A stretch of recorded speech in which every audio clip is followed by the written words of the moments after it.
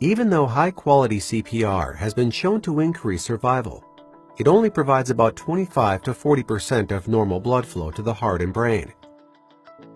Even when performing high-quality CPR, air can be drawn in during chest wall recoil, depleting the vacuum that is needed to fill the heart. During CPR, blood is circulated forward by two mechanisms: the cardiac pump mechanism and the thoracic pump mechanism. With the cardiac pump mechanism, direct compression of the heart between the sternum and the spine forces blood out. More importantly, the chest also becomes a thoracic pump.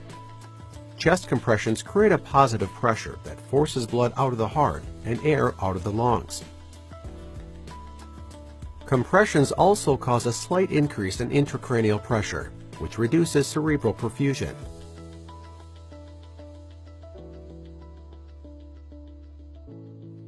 Then, during the decompression phase, the chest wall passively recoils, creating a slight negative intrathoracic pressure. This vacuum draws some blood back into the heart, pulls some air into the lungs, and fills the coronary arteries.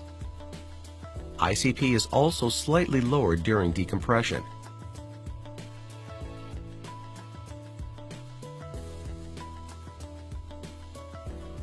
Chest compressions create a sequence of alternating positive and negative pressures that help to circulate blood.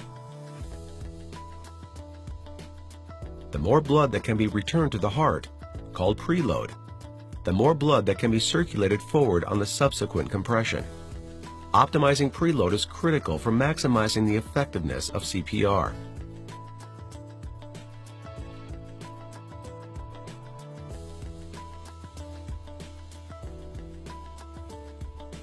CPR alone does not maximize the amount of blood circulated, because just as the chest wall begins to recoil, air rushes in through the open airway and eliminates the vacuum that is needed to fill the heart.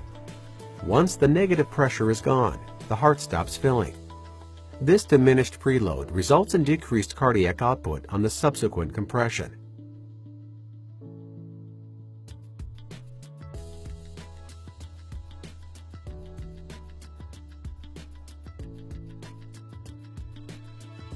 Studies also show that caregivers often make errors during the performance of CPR that compromise its effectiveness. For example, ventilating too often or with too much tidal volume causes excessive positive intrathoracic pressure that limits blood flow back to the heart and increases ICP. Compressing too slow fails to generate enough pressure within the circulatory system.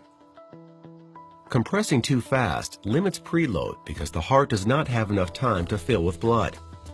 Finally, if the chest wall does not recoil completely, it results in decreased blood flow back to the heart. Given that we only get about 25 to 40% of normal blood flow with conventional CPR, it's important to get it right. Minimize interruptions. Provide proper chest compressions at a rate of 100 to 120 per minute, a depth of at least 2 inches, and allow complete chest wall recoil. Provide proper ventilations at a rate less than 12 per minute, a duration of 1 second, and with no more tidal volume than is needed to produce visible chest rise.